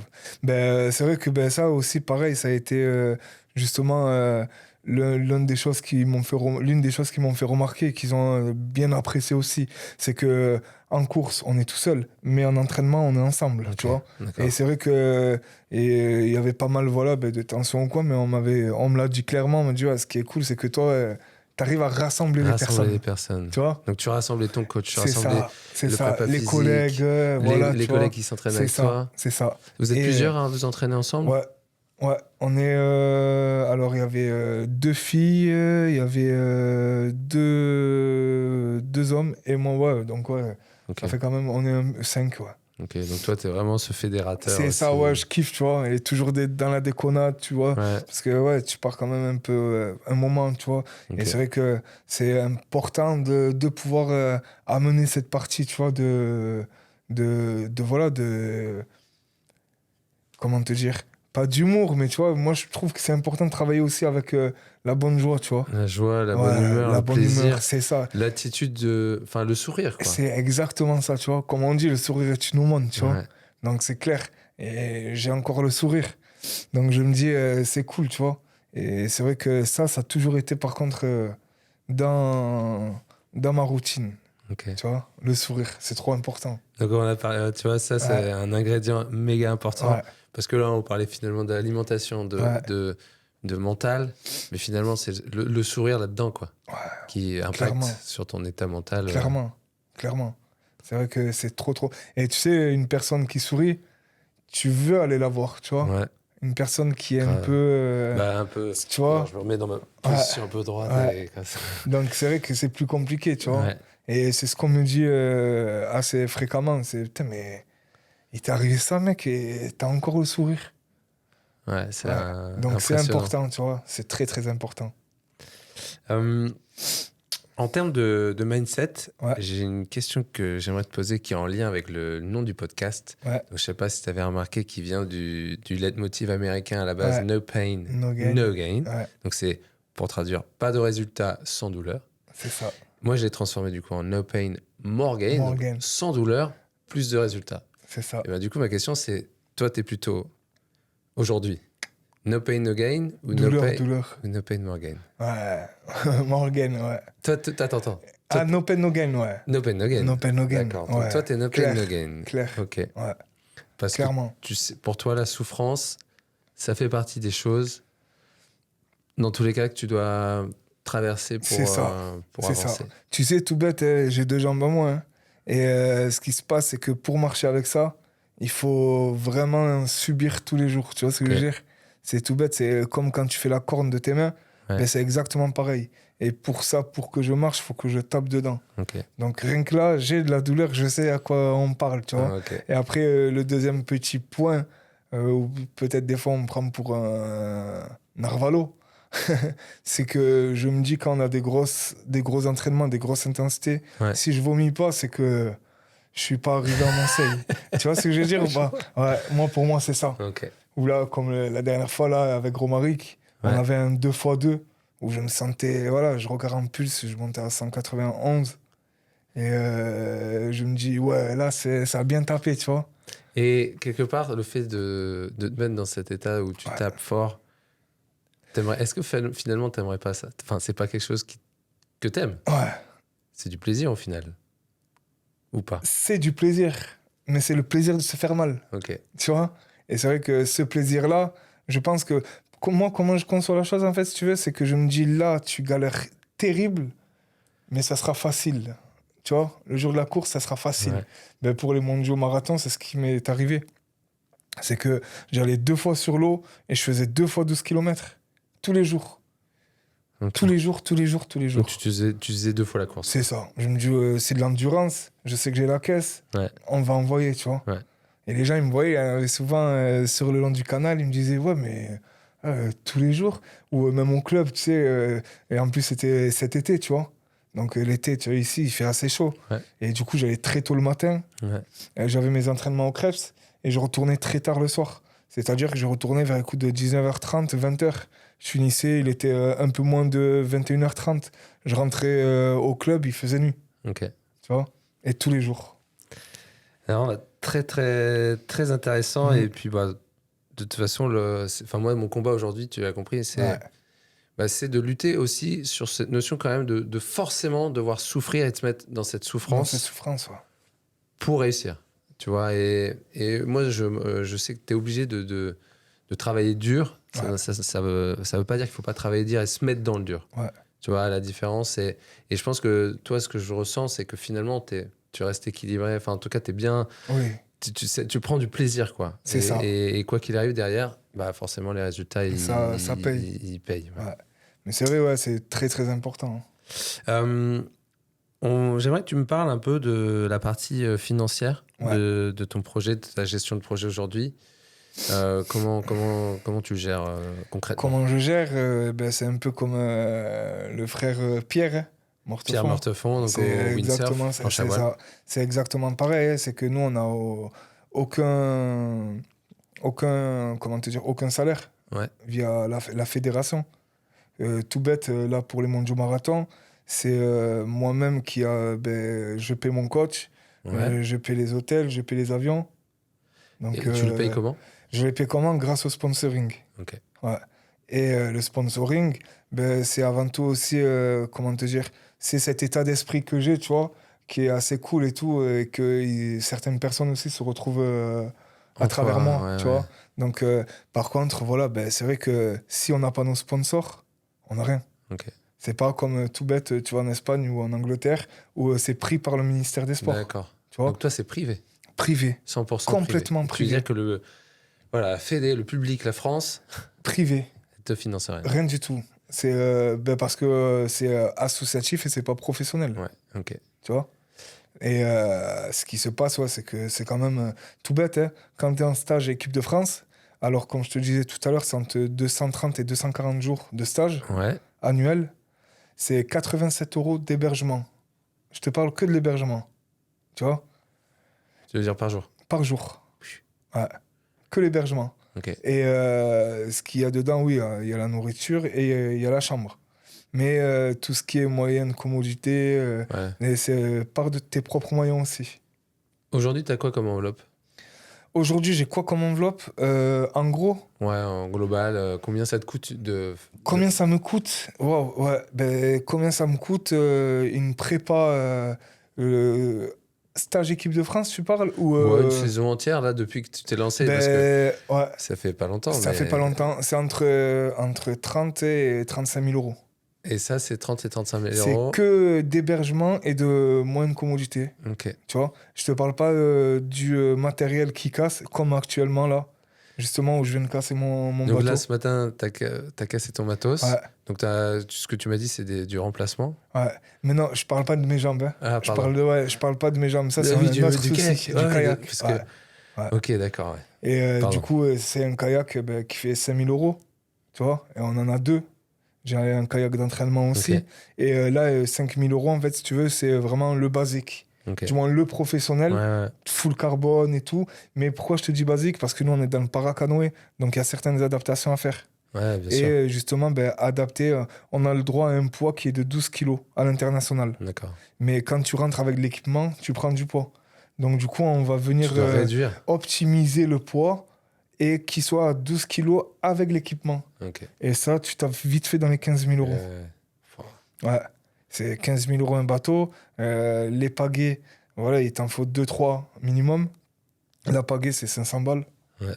Donc, et je te parle pas d'équipement en plus. Donc, ouais, t'as pas de sponsor, t'es mort. Et donc toi, tes sponsors, tu les as trouvés tout seul? Ouais, clairement, ouais. T'as C'est, appelé? en fait, même pas ce qui s'est passé c'est tout seul. Attention, je dois beaucoup à ma ville, Ouais. beaucoup au MHB Fondation, tu vois. Ok. Qui a été, waouh, ça a été énorme ce qu'ils m'ont Ouais, fait. d'accord. Et ce qui se passe, c'est qu'un jour, ils m'appellent, ils me disent, ouais, ben, Mehdi et tout, on aimerait t'inviter au MHB Fondation. Ouais. Et on m'appelle, et ben, il y avait Florent Manodou, il y avait les Lebrun, il y avait Ouais. pas mal de monde et tout ça. Il y avait Tom Vilchez Ok. de Bein Sport. Ouais, ouais. Et il y avait justement, c'était une vente de charité. Ouais, je me Et souviens. je parle, et on me demande de raconter mon histoire, tu vois. Et là, ben, il y a deux personnes qui tombent dans les pommes quand je raconte Ah ouais? ouais, ma fameuse histoire, tu vois. Il y avait le maire de Vannes, le préfet, pas mal de monde. Et ça a été eux, mon tremplin. D'accord. C'est vrai, clairement. Et après, ben, du coup, Marco et tout, Ouais. qui est rentré dans la boucle. Eric Tormeka, de Allianz, les groupes Allianz. D'accord. Pareil, énorme. Et Donc Marco, juste pour citer, ouais, Mazoki Consulting, ouais. Consulting qui t'accompagne aujourd'hui Exactement. dans ta communication Exactement. et financement. C'est ça. C'est ça. Et Super. qui fait un travail énorme. Hein. Parce que franchement, respect. Ben, il a avec en plus la famille Richardson et pas mal de Ouais. monde, tu vois. Mais ouais, c'est un Michael gros Guigou. travail. Et Guigo aussi, ouais, qu'on se Ouais. retrouve souvent ensemble et tout. Donc ouais, c'est plutôt cool, tu vois. Et donc là, toi, tu as vraiment stabilisé cette partie financière aujourd'hui qui te permet à la fois de vivre. Donc, Vivre et encore, tu vois. et encore, Quand ouais, je paye tout, à la fin, c'est compliqué, c'est tu vois. compliqué Ouais. pour subvenir aux besoins de Pour la famille. subvenir, ouais. Ouais. Ok. Tu vois. Et c'est vrai que ben, c'est tout bête, mais on a de la chance d'être dans le sud. Parce que moi, ce qui se passe ici, c'est que quand je regarde, il fait bon encore en Il fait hiver. bon, ouais. tu Tu as le vois. côté C'est ça. température qui te C'est ça. permet de C'est ça. peut-être payer moins de charges ou des choses comme Exactement, ça. c'est ça. Mais Ok. par contre, ce qui se passe, c'est que on a besoin de confrontation. Et que, comme je t'ai dit, les seules courses, elles sont qu'en avril. Ok. Et jusqu'à là, te retrouver seul, non, tu peux pas. Alors, tu essaies de prendre le bateau, de descendre à Barcelone, Ouais. ou à Séville, Ok. ou à Milan, pour trouver de la confrontation, tu vois. D'accord. Ouais. Je regarde s'il y a des aspects que j'avais oublié de te demander. Il y a une partie quand même que j'ai envie d'aborder. Ouais. Tu l'as toujours mise en avant. C'est le pilier fondamental Ouais, aussi, la famille. la famille. Ouais. Et du coup, Maëva. Ouais. Et les C'est ça, enfants, les ouais. 3 enfants. Ouais. Ben, clairement, hein, c'est tout pour moi. Vraiment. Et c'est elle qui croit en moi, et c'est mes enfants qui croient en moi. Donc, je peux pas les décevoir. Tu vois ce que je veux dire? Je fais tout pour pas les décevoir. Ok. Tu vois? C'est pour ça que quand il y a des événements sportifs comme ça, ben, ils viennent tout le temps avec nous. Tu vois? À part là, malheureusement, mon fils qui était hospitalisé quand j'étais au mondiaux, donc j'ai dû partir sans ça et en sachant qu'il était hospitalisé, c'était un peu plus compliqué. Donc, mais j'ai tout fait pour, tu vois. Et aujourd'hui, ton énergie, ce qui te fait lever le matin, c'est eux. Ouais. C'est ton pourquoi. C'est ça. Okay. J'ai pas le droit de me plaindre, tu vois. J'ai pas le droit de me plaindre. Je me dis, ils sont là, ils me supportent parce qu'attention, des fois j'ai un caractère, voilà. Et ouais, parce que des fois ça va pas avec les prothèses et tout. Et il y a ce petit moment de réflexion, je me dis, bon, tais-toi, arrête de dire n'importe quoi. Avance, tu vois. Et c'est ce que je me dis. Okay. J'ai pas le droit de me plaindre. Tu sais, la dernière fois, je montais le meuble à ma fille. Elle me dit, papa, tu m'as promis. Je dis, oui, je vais te monter ton bureau, tu vois. Je lui monte le bureau et on était dans sa chambre. Et elle me dit quoi? Et elle me dit, ouais, mais moi, papa, 6 ans. Elle me dit, moi, papa, tu sais, je suis comme toi, j'abandonne jamais. Tu vois ce que je veux dire? J'en ai des frissons. Parce que voilà, ma fille qui me dit ça, tu vois, j'ai tout gagné. Tu vois ce que je veux dire? Ah, je vois ce que tu veux dire. J'ai une fille de 6 ans. Voilà, aussi. tu vois. Elle me dit, moi, je suis comme toi, j'abandonne jamais. Parce qu'elle fait du foot. Et elle fait de la gymnastique à côté. Okay. Tu vois. Et un jour, la petite anecdote, tout bête, c'est elle rentre de l'école, elle avait le bal, tu sais, du moins le petit spectacle de fin d'année, où elle devait faire une danse, tu vois. Et ce qui se passe, c'est qu'elle savait pas faire la roue. Ah ouais? Ouais. Et elle rentre en jouer et tout, maman, papa, tu sais, ma copine, elle me dit, ouais, mais d'abord, tu sais pas faire la roue. Elle me dit, ouais, mais faut que je fasse la roue, là, faut que je l'apprenne. Hein. C'était pour le lendemain. Le lendemain? Ouais. Elle rentre de l'école à 16h30. Tu sais, on a nos petites habitudes, tu vois. On va à la boulangerie, goûte et tout. Après, on rentre et tout. Et moi, ça me permet de savoir en même temps que c'est bon, c'est la fin de la journée, tu vois, c'est cool. Et on rentre et tout. Elle met YouTube, comment faire la roue. Et je te le jure que jusqu'à 21h30, elle a fait waouh. Et à la fin, elle savait faire la roue. Ah ouais, elle se tuait. Mais à la fin, elle savait faire la roue. Tu vois? Énorme. Et le lendemain matin, avant de partir à l'école, à 7h30, elle se lève comme ça, complètement endormie. Et elle refait la roue comme ça. Elle me dit, ah ben c'est bon, tu vois. Je vais lui montrer que je sais faire la roue. Donc, tu vois, c'est cette religion qu'on a, tu vois. Complet. Et je pense que moi, j'ai tout gagné pour ça. J'ai tout gagné, tu vois. Montrer qu'avec de la persévérance et jamais abandonner, que t'arrives. Ouais. Tu vois. Là, je pense que t'as tout dit. T'as ouais, plié le game. Là. Ouais, avec notre handicap ou pas, tu vois. On est différents, certes. Mais t'inquiète, je peux le faire aussi, tu vois. Il n'y a pas d'autre... Comme je dis, il n'y a pas de plan B, il n'y a qu'un plan. Si tu commences à me parler du plan B, ouais, mais non, ah, c'est bon, on est mort. Okay. Tu vas esquiver, tu vas commencer à partir là, te dire, non, il n'y a qu'un plan, mon gars, ça va être dur, hein, mais on va le faire. Tu vois ce que je veux dire ou pas? Complet. Et ouais, c'est important, ça, c'est trop important. Trop important. C'est quoi ton objectif là, aujourd'hui? Là, j'aime me fixer objectif par objectif, tu vois. Je vais pas dire, ouais, c'est Los Angeles, c'est tout, tu vois. Avant Los Angeles, il va y avoir pas mal de choses. Et mon objectif premier, là, ça sera les courses de présélection équipe de France. Là, du coup, il y a une restructuration complète de la Fédé avec un nouveau DTN et une nouvelle direction. Et du coup, on attend, je t'aurais donné les dates exactes, mais je les ai pas encore. Mais la période? Ouais, fin mars, début avril. Donc pour la nouvelle... Pour la nouvelle, tu sais, c'est un peu comme l'athlétisme où chaque année, tu fais des minima, tu rentres en équipe. Après, on t'amène aux Europes, mondiales. Donc là, tu as cet objectif qui est dans ton ligne de mire. Et pas après, en tout cas, tu regardes pas. Ouais, je regarde déjà ça. Bien faire pour être tranquille, tu vois. Et après les mondiaux, j'ai pris une semaine et je suis reparti direct au travail pour avril. C'est quoi ton rêve aujourd'hui? Mon rêve? Là, on parlait d'objectifs. Tu vois, c'est là, c'est demain. Même si tu peux avoir des objectifs moyen long terme. Moi, je te parle d'un rêve là, que tu as une genre de vision. Que ma famille soit fière de moi, tu vois. Déjà, moi, tu vois, je sais mais tous les jours... Mais tu penses pas qu'elle est déjà fière? Elle est fière, tu vois. Elle est fière, ça c'est bon. Après, mon rêve optimal, c'est Los Angeles. Voilà. C'est Los Angeles, tu vois. Après, je parle pas de ça ou ça, mais j'ai reçu pas mal d'appels. Et justement, quand j'ai eu ma non-sélection pour les Jeux, je suis allé au comité olympique à la conciliation, au CONSF. Et clairement, même le DTN, il a dit Mehdi sera l'un de nos plus grands espoirs pour Los Angeles. Donc, ouais, tu sais, là, j'étais. Mais ouais, mon rêve, c'est ça, c'est Los Angeles. Là, tu vois. t'es les yeux rivés. Ouais, 2028. 2028. À Los C'est Angeles. ça. Ouais. Euh, Et là, j'ai le temps, tu vois. Paris, j'avais moins le temps. Parce que ben, j'ai eu mon accident en 2021. Le temps d'arriver et tout, ça faisait que même pas 2 ans que j'étais dedans, tu vois, dans la boucle. ok. Là, c'est loin. Ouais. Comme c'est très court aussi. C'est court aussi. Ouais. Enfin, là, on est sur 4 ans. C'est ça. Donc là, tu te vois, tu te visualises Ouais, sur la plage de la 2028, Californie. Ouais. En moonwalk, en moonwalk. Avec Dr. Dre, Snoop Dogg. Allez. C'est bon, Tupac, malheureusement, il n'est plus là. Mais j'irai faire un tour dans la West Coast, là. Ouais. Allez. Non, mais ouais, vraiment, Los Angeles. Ok. Ouais. C'est quoi ta bucket list? Donc vraiment, les choses que tu... Donc tu m'as dit Los Angeles. Ouais. Est-ce qu'il y a d'autres choses que tu rêves de faire? Genre dans ta vie? Dans ma vie, faire. Des trucs que tu dis, ça, faut que je Pas le fasse. m'arrêter là, moi, en tout cas, tu vois. Après Déjà. 2028, c'est bizarre à dire, hein, mais j'ai l'opportunité maintenant d'être dans le paralympisme, tu vois. Paralympisme, si tu t'entretiens très bien avec une belle routine journalier et même ben, je pourrais aller plus loin, tu vois. Plus loin, ok. Ouais.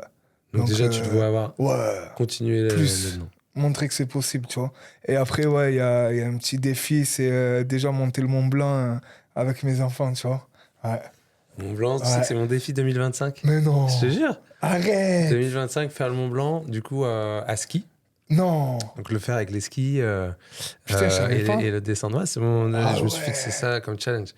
Donc, Ah ouais, de donc toi, ouf. c'est le Mont Blanc Ouais. avec les Déjà, enfants. avec les enfants, tu vois. Ah, moi, je vais Après, te suivre il pour ça. m'accompagnerait pas jusqu'au bout, tu vois. Je Ouais. pense pas jusqu'au bout. Mais après, ouais. Et pourquoi? Parce qu'il y a un mec, en fait, qui m'a donné tellement de force, qui s'appelle Harry Bouga, Ok. un ancien force spéciale des Anglais, et qui est népalien à la base, et qui a monté l'Everest comme moi, là.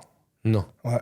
Il a équipé, du coup. Et il a équipé, tu sais, dans mes vidéos, un peu, je mets à chaque fois les petits pieds. Ouais. Il Et, marchait avec les petits Avec pieds. les petits pieds. Crampons. Et, crampons, même, tu sais, pour le glacier et tout, Ouais. exprès. Et il a monté l'Everest. Et là, pour juillet prochain, il prépare les 7 sommets. Ouais. Et il a 49 ans.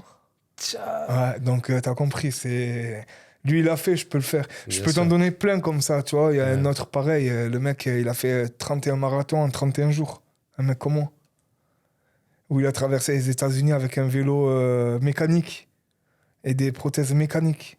Il a pris son frère et il a traversé d'est en ouest. Donc, tu vois, tout est possible. Sors de ta zone de confort, fais-toi mal. Non, mais ouais, mais c'est clairement ça. Moi, il y a une personne que je kiffe, c'est David Goggins, tu sais. Ok. Ouais. Il est un peu foufou, tu vois. Mais c'est exactement ma mentalité, tu vois. Et vu qu'on est dans ces défis, t'en as pensé quoi de... Je sais pas si tu l'as vu d'ailleurs. Ouais. Inox Tag. Ouais. Tu sais, le reportage Ouais. du youtubeur Ouais. qui a fait J'ai vu l'Everest. parce que j'ai mes enfants, Ouais. ils sont à fond dedans. Papa, il passe au cinéma, faut aller le voir. Ouais. Gros défi. Hein. Ouais, franchement, la classe quand même. Ouais. Tu vois. Ouais, gros Après, respect. attention, il est allé avec l'oxygène, mon gars. Non, mais c'est normal. C'est normal. Non, mais franchement, ouais. Non, il a Comme bien... quoi, quand on veut, on peut. Ouais. Tu vois ce que je veux dire? Complètement. Et je trouve que c'est. Parce que déjà, c'est cool, parce que c'est une personne influente, tu vois. Ouais. Et d'où il sort, dans le sens où youtubeur et tout ça, pas mal de gaming, pas mal de. Ouais. Tu vois, quand tu regardes ce qu'il fait et tout, c'est cool. Mais j'aimais bien déjà, tu sais, ces petites vidéos YouTube où il commençait à partir avec ses Ouais. collègues dans pas mal de choses et tout, tu vois. Et là, qu'il ait fait ça, ouais, il est fort. En Il tout est cas, fort. j'ai eu beaucoup de respect pour comment C'est ce il que je s'est voulais te préparé. dire. Parce Ouais. que, Ouais. mine de rien, il s'est quand même Il s'est bien vraiment préparé. Ouais. Clairement, hein, c'est vrai que quand tu regardes et tu te dis, et t'as d'autres personnes qui se disent, ouais, mais ça veut dire qu'une personne lambda peut faire et tout. Mais mon gars, il est parti et t'as vu, il a coupé les réseaux. Et pourtant, les réseaux, pour lui, C'était son truc. c'est son truc, tu vois. Donc, ouais. Je vais partir sur les questions de la fin, de conclusion. Est-ce que tu as... Donc, j'aurais aimé que tu me partages 3 mots qui résument ta vie avant l'accident et 3 mots qui résument ta vie aujourd'hui. Ouais, c'est dur, ça. C'est dur, hein? Ouais. Bah, je te laisse un peu de temps. On a tranquillement le temps. Mais voilà, si tu sens que spontanément, 3 mots qui résument ta vie d'avant. Enfin, avant l'accident, pardon. Ouais. Ben, rugby. Rugby. Ouais. déjà. Ça a été toute mon enfance, toute ma vie, tu Ouais. vois. Et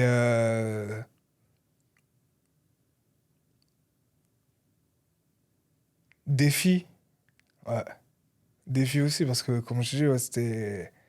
Voilà, je suis parti de France, je suis allé Ouais. là-bas, je me suis dit, voilà, c'était. Et famille, ouais. Les 3 mots, tu vois. Ok. Famille, number one. Mais ouais. Et Et... les 3 mots de maintenant, adaptation, Ok. résilience Ouais. et combat. Ouais. Parce que la vie est un combat. La vie est un combat, tu vois, Ouais. tous les jours. Tous Donc les là, jours. aujourd'hui, tu m'as dit résilience, Ouais, adaptabilité, ouais, combat. combat. Parmi ces 6 mots, si tu dois en retenir un seul. Résilience. Ouais. Plus famille, tu vois. Mais elle est dans la Ouais, résilience, ouais. tu vois. Ok. Ça c'est vraiment dedans, tu vois. Ok. Résilience. Euh, Si tu dois donner un conseil Ouais. au Mehdi d'avant l'accident. Waouh.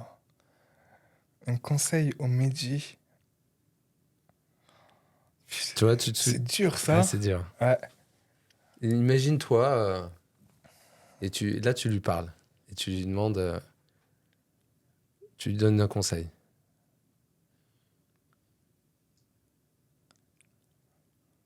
Reste comme t'es. Très bon, ça. Ouais. Reste comme t'es. Change rien. Ouais. Ok. Parce que je pense que c'est clairement ça, tu vois. Ouais. Et voilà, après, comme je te dis, on est tous les jours éprouvés. Ouais. Tout le monde, à n'importe quel degré. Ouais. Toi, tu vois, c'est vraiment. Et voilà, tu vois, après cette épreuve ou pendant cette épreuve, ben voilà, tu vois, reste comme t'es. Ok. Tu vois, c'est vraiment ça le truc. Et du coup, ça, c'est le conseil que tu t'es donné à toi. Ouais. Mais du coup, je vais te reposer la question, mais je pense que c'est peut-être le même conseil. Mais qu'est-ce que tu as envie de dire à ces personnes, justement, qui vivent un traumatisme? Ouais. Et bah, justement, pour le transformer en force, en opportunité, qu'est-ce que tu as envie de leur partager? Croyez en vous, tu vois. Et tout bête, hein, mais comme je dis, chemin difficile, porte facile, tu vois. Ok. Tu vois ce que je veux dire? Ouais. C'est vrai. J'en connais beaucoup comme moi qui marchent pas. Et alors qu'ils pourraient marcher. Et c'est dur, tu vois. Mais même moi, c'est dur encore, tu vois, parce que voilà. Mais si j'habitue mon corps maintenant, ça sera facile plus tard, Ouais. tu vois. Ouais. Donc c'est vraiment ça, tu vois. Il faut croire en soi. Ok. Parce que si tu crois pas en toi-même, c'est dur, hein. C'est la base de tout Ouais, de tout. avant. De tout. Pour la performance, pour tout, hein. Ouais. Pour vraiment ton avenir. Tu vois, si tu crois pas en toi, si tu crois pas en tes rêves, tu fais comment? Mm. Tu vois? Les Ok. rêves, ils sont possibles. Mais il faut déjà croire en soi. Ouais, c'est l'étape 1. Ouais, ultime. Déjà, je voudrais te remercier pour Ouais, merci à toi. ce partage Ouais. 100% transparent. Moi, tu m'as envoyé un shot de frissons et d'émotions. Donc, franchement, déjà, gros respect pour tout Ouais, ça. merci. Et aujourd'hui, si on veut te suivre, Ouais, j'ai vu que tu faisais pas mal de ouais, pas vidéos, mal, tu prends la ouais. parole Ouais, c'est sur ça. les réseaux sociaux. C'est ça. Si on doit te contacter facilement et te suivre, c'est Ouais, sur via quoi? les réseaux, Instagram, Instagram, ouais. Ou même TikTok. C'est vrai TikTok? que ça marche pas mal, j'aurais jamais pensé, tu vois. Ouais, Et ouais.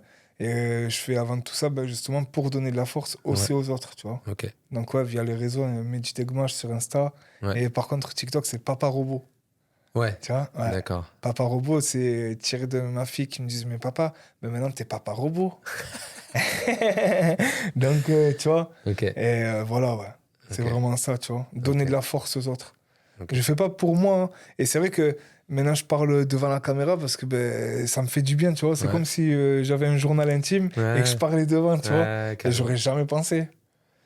Et là, ouais, c'est plutôt cool. Ça fait que 2-3 mois que je suis lancé. Actif, ouais. Ouais, avant, non. Ok, Et c'est vrai que je reçois des jolis messages, tu vois, ou encore hier, où la personne me dit, celui-là, il m'a un peu, tu vois, elle m'a dit, j'ai rien, mais j'ai toujours cette angoisse et cette peur d'avoir quelque chose. tu vois, un accident, un handicap. Elle a dit, mais à travers tes vidéos et à travers ce que tu montres, ben, cela m'angoisse moins. Ok. Parce que je me dis que c'est possible. Tu vois? Ouais. Ouais, c'est cool les trucs comme ça, Ah, tu vois. c'est énorme. Ou surtout les mamans ou les papas, quand ils ont un fils amputé ou quoi. Ouais. La dernière fois aussi, pareil, tu vois. Ouais, grâce à vous, mon fils, il est content, il voit que c'est possible et tout. Donc, ouais, Donc toi, ouais, tu te sens porté par cette mission c'est de ça. Diffuser le monde, diffuser à tu vois. fond. Ok. Ouais, vraiment diffuser le monde, tu vois. Ok. C'est ça. Si je Bah, peux faire, tu sais, faire du bien, c'est gratuit, ouais, tu vois. Vaut mieux faire du bien que du mal, c'est tu clair. vois. Donc, c'est vraiment cool. Pour moi, c'est le plus important. Bah, merci Mehdi. Je Ouais, pense merci qu'on à toi. on peut arrêter sur ça. Ouais. C'est la meilleure manière de Merci. conclure. Et bah, moi, c'était un vrai plaisir. Non, Donc, ben merci à toi, franchement, merci. ouais. Et si j'ai une petite question avant de Ouais. terminer, c'est dans ton entourage sportif, est-ce que tu as un sportif que tu as en tête qui serait sympa d'avoir sur le podcast? Wow. Un sportif que j'ai en tête, Montpellierin ou Peu importe. peu importe. Montpellierin ou autre, un gars ou une, Andy ou une Walid? fille. C'est toi qui choisis.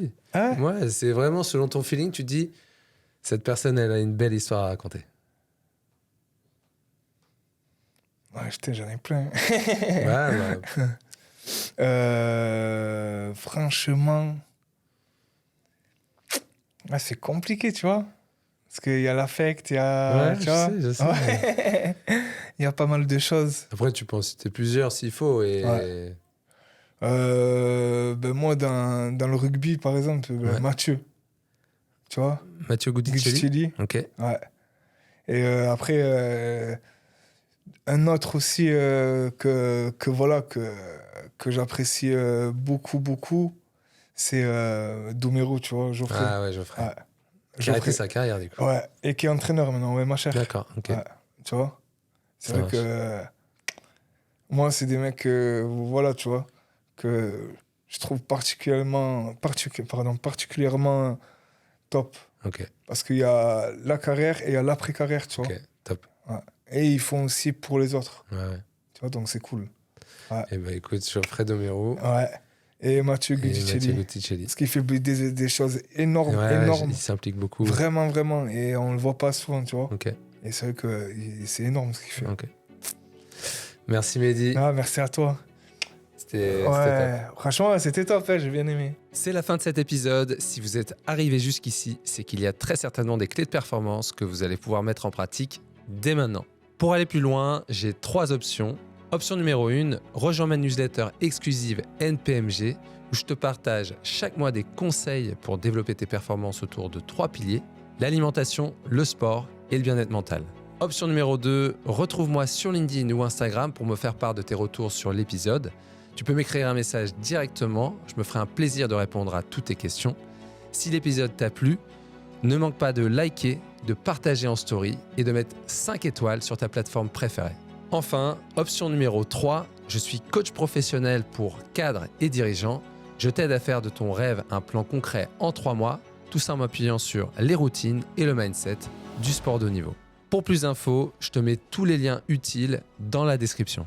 Merci encore pour votre écoute. On se retrouve dans le prochain épisode.